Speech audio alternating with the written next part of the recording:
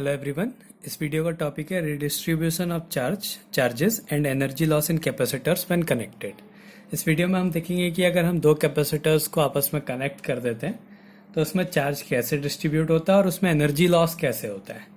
तो हम कंडीशन लेंगे कि माना दो कैपेसिटर्स हैं, एक कैपेसिटर जिसकी कैपेसिटी C1, इसका पोटेंशियल V1 है और इसको चार्ज दिया जा रहा है Q1। ऐसे ही एक दूसरा कैपेसिटर है, इसकी कैपेसिटी C2 है, इसका पोटेंशियल V2 है और इसको चार्ज दिया जा रहा है Q2। तो जो ये Q1 होगा इसमें चार्ज, इसकी वैल्यू होगी C1 V1 और जो चार्ज Q2 होगा इसकी वैल्यू होगी C2 V2, क्योंकि Q इक्वल्स टू CV होता है, ये हमने पहले पढ़ा हुआ है। अब हमने क्या करा, इन दोनों को कनेक्ट करा। माना एक कैपेसिटर A है और एक कैपेसिटर B है, हमने इन दोनों को एक कनेक्टिंग वायर से कनेक्ट कर दिया। तो अब इसका नेट पोटेंशियल क्या हो जाएगा। पहले इसका इस अकेले का पोटेंशियल V1 था, इसका पोटेंशियल V2 था। तो हमने क्या करा, कनेक्टिंग A एंड B, ये दोनों कैपेसिटर्स को कनेक्ट करा। तो नेट पोटेंशियल क्या हो जाएगा, equals to net charge upon net capacitance. Net charge upon net capacitance. Net charge क्या है इसका, Q1 प्लस Q2। Q1 इसका चार्ज, Q2 इसका चार्ज, तो नेट चार्ज क्या हो गया, Q1 प्लस Q2। और नेट कैपेसिटेंस क्या हो गया, C1 प्लस C2। ये इसका नेट कैपेसिटेंस हो गया। अब अगर हम यहाँ पे Q1 और Q2 की वैल्यू पुट कर दें तो क्या हो जाएगा, Q1 की value C1 V1 plus C2 V2 upon C1 plus C2। तो दो कैपेसिटर्स को अगर हम आपस में कनेक्ट कर देते हैं तो उसका जो नेट पोटेंशियल होता है V इक्वल्स टू वो जाता है C1 V1 plus C2 V2 upon C1 plus C2। ये एक केस हो गया कि अगर हम दो कैपेसिटर्स को आपस में कनेक्ट कर दें तो उसका नेट पोटेंशियल कितना होता है। अब इसके बाद आफ्टर डिस्ट्रीब्यूशन,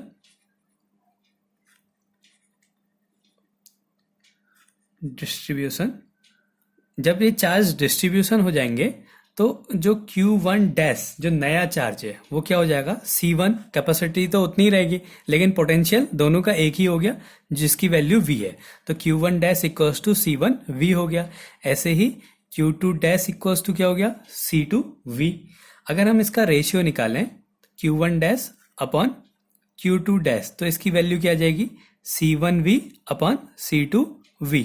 ये कैंसिल हो गया, equals to C1 upon C2। तो जब हम कैपेसिटर्स को कनेक्ट करते हैं तो कनेक्ट करने के बाद जो उनकी चार्ज का रेशियो होता है वो उन कैपेसिटर्स की कैपेसिटी के रेशियो के इक्वल होता है। तो इधर से क्या मिला, Q1 dash upon Q2 dash equals to C1 upon C2। जो नए चार्ज का रेशियो होगा वो उसकी कैपेसिटी के रेशियो के इक्वल होगा। अब इसके बाद अगला टॉपिक है कि क्वांटिटी ऑफ चार्ज ट्रांसफर, कितना चार्ज ट्रांसफर हुआ है एक कैपेसिटर से दूसरे कैपेसिटर में, कितना चार्ज ट्रांसफर हुआ। तो अगला टॉपिक है, ये सब इसी में है, इसी के सब हेडिंग्स हैं। क्वांटिटी ऑफ चार्ज ट्रांसफर्ड, कितना चार्ज ट्रांसफर हुआ। तो हमें पता है कि पहले चार्ज क्या था, Q1, अब बाद में कितना हो गया, Q1 डैश। तो चार्ज ट्रांसफर क्या हो गया, Q1 माइनस Q1 डैश। माना इससे पहले चार्ज 3 था, फिर 1 रह गया तो बचा क्या, कैसे पता चला, इसमें से 2 ट्रांसफर हो गए होंगे तब 1 रह गया। तो वैसे ही पहले Q1 था, बाद में Q1 डैश हो गया, तो ट्रांसफर क्या हो गया, Q1 माइनस Q1 डैश। अब हमें इनकी वैल्यूज को पुट कर देते हैं। Q1 की वैल्यू क्या थी, C1 V1 और Q1 डैश की वैल्यू क्या है, C1 V। अब वैल्यू को पुट कर देते हैं, C1 V1 plus C1 V की वैल्यू क्या है, C1 V1 प्लस यहाँ पे माइनस है, C1 V1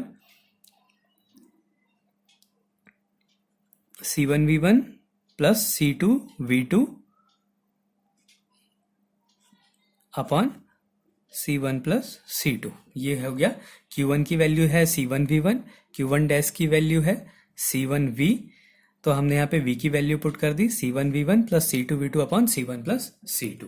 अब इन दोनों में C1 कॉमन आ जा रहा है, तो C1 कॉमन ले लिया, बचा V1 minus C1v1 plus C2v2 upon C1 plus C2। इसका एलसीएम ले लेते हैं, C1 एलसीएम ले लिया, C1 कॉमन था, एलसीएम ले लिया C1 प्लस C2, इसको सॉल्व कर दिया तो हो जाएगा C1v1 प्लस C2v1 माइनस, बाहर माइनस है तो अंदर के साइन चेंज हो गए, C1v1 माइनस C2v2। तो ये C1v1 पॉजिटिव है, ये C1v1 नेगेटिव है, तो ये कैंसिल हो गए और इन दोनों में से C2 कॉमन आ गया। तो C1, ये जो दो बचे इसमें से C2 कॉमन आया, बचा V1 minus V2 upon C1 plus C2। तो जो चार्ज जो डिस्ट्रीब्यूट हो रहा है उसकी वैल्यू है C1 C2 into V1 minus V2 upon C1 plus C2। तो ये था कि जब हम दो कैपेसिटर्स को चार्ज करते हैं, एक दूसरे से कनेक्ट कर देते हैं, तो उनका जो नेट पोटेंशियल है वो C1v1 plus C2v2 upon C1 plus C2 होता है। जो चार्ज ट्रांसफर होता है, जो बाद में जो चार्जेस बचते हैं, उनका रेशियो उन दोनों कैपेसिटर्स की कैपेसिटी के रेशियो के इक्वल होता है, और जो चार्ज ट्रांसफर होता है उसकी वैल्यू होती है C1 C2 upon C1 plus C2 into V1 minus V2। ये तो था चार्ज के लिए। अब इसमें कितना एनर्जी लॉस हो रहा है उसके बारे में हम देखेंगे कि लॉस कितना होना है एनर्जी का।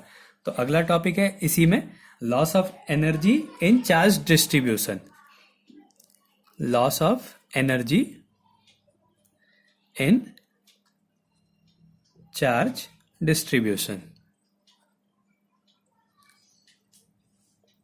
Loss of energy in charge distribution कि जब हम चार्ज को डिस्ट्रीब्यूट कर रहे हैं कैपेसिटर को आपस में कनेक्ट करने के बाद, तो उसमें कितना एनर्जी लॉस हो रहा है ये अब हमने फाइंड करना है। तो हमें पता है कि एनर्जी बिफोर कनेक्शन, जब कनेक्ट नहीं किए हुए थे तो उनकी एनर्जी क्या थी, जब ये सीधे सीधे से थे तो इनकी एनर्जी क्या थी। तो पहला है इसमें energy before connection. Energy before connection energy पहले वाले की half C1 V1 square plus दूसरे वाले की हाफ C2 V2 स्क्वायर। तो ये पहले की एनर्जी हो गई, दोनों कैपेसिटर्स की एनर्जी का सम। तो half C1 V1 square plus half C2 V2 square. अब जब कनेक्ट कर दिया तो आफ्टर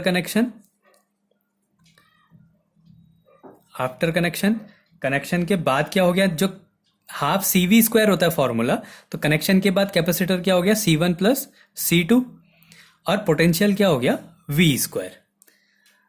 तो पहले दोनों की अलग अलग एनर्जी को ऐड किया, अब क्या करना है, दोनों कैपेसिटर्स को का सम करा और इनटू जो नेट पोटेंशियल है उसका स्क्वायर। तो ये भी फॉर्मूला हाफ CV स्क्वायर है। अब हमने लॉस ऑफ एनर्जी निकालना है, loss of energy.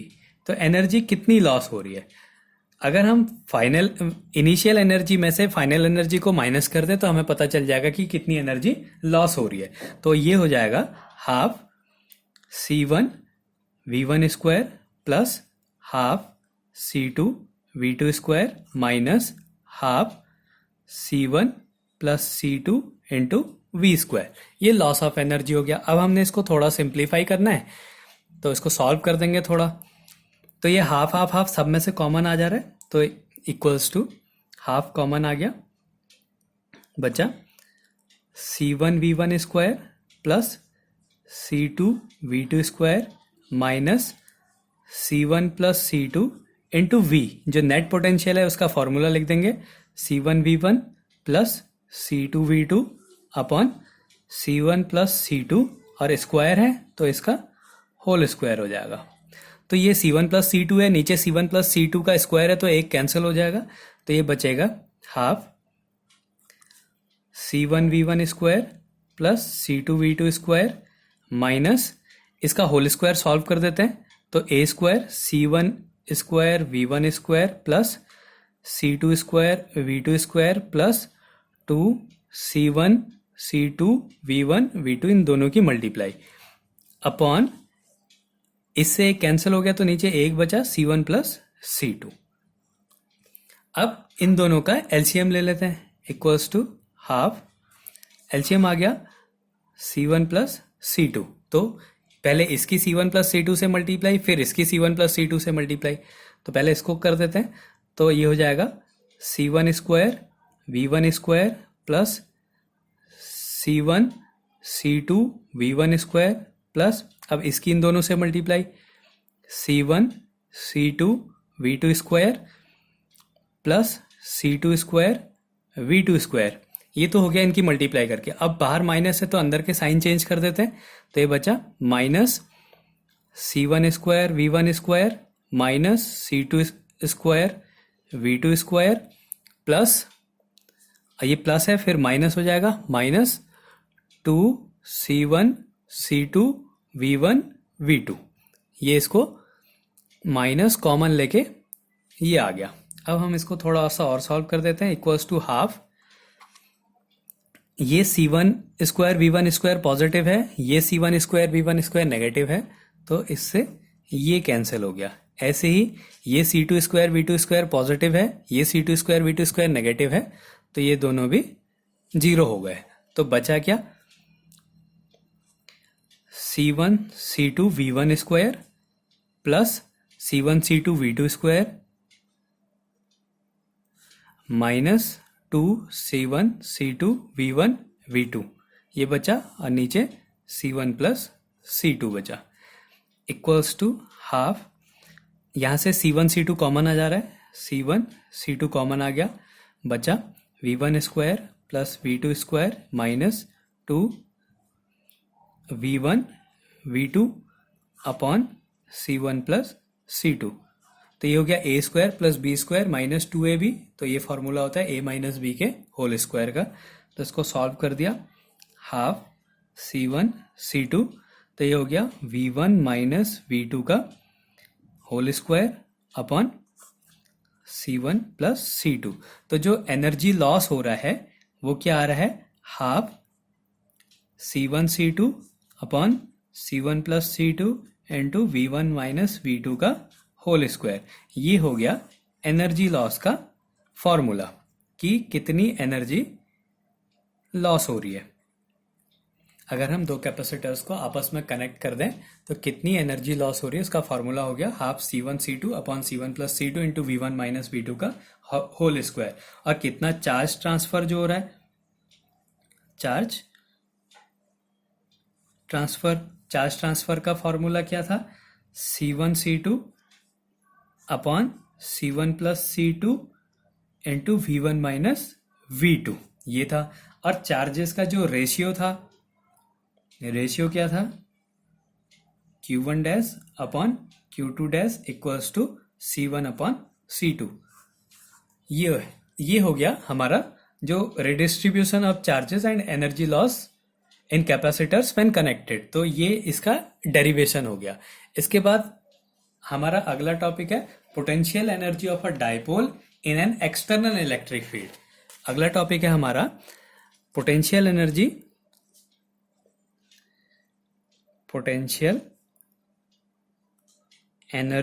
Of a dipole in an external electric field. External electric field, एक डाइपोल को इलेक्ट्रिक फील्ड में रख देंगे तो उसकी पोटेंशियल एनर्जी क्या होगी। इससे पहले हमने एक ऐसे डेरिवेशन किया हुआ जिसमें हमने एक डाइपोल को इलेक्ट्रिक फील्ड में रखा तो हमने उसका डाइपोल मोमेंट फाइंड करा था। तो वैसे ही हमने अब इसकी एनर्जी फाइंड करनी है। तो इसके लिए केस हो गया when a dipole is placed in an electric field।